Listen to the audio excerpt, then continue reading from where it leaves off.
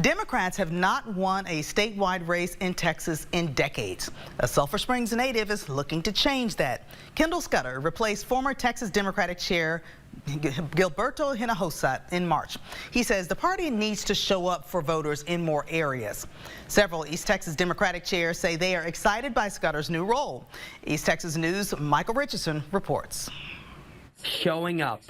That's what Texas Democratic Party Chairman Kendall Scudder says will appeal to voters in East Texas. A lot of times Democrats have been really risk adverse. They don't go places where folks disagree with them. I think it's honestly a little cowardly. So we're not doing that anymore. Scudder's appointment to lead the party in one of the largest states in the country has excited several East Texans, including Nacogdoches County Democratic Chair John Watt. He believes in the working man.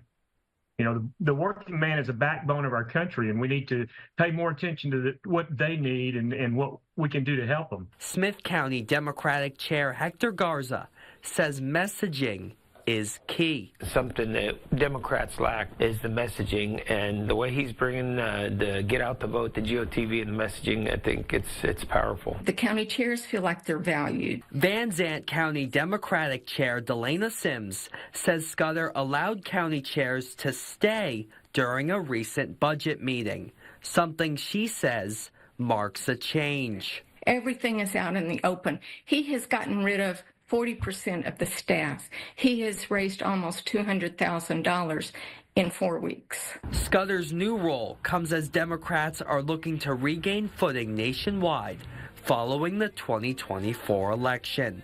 Michael Richardson, East Texas News Weekend.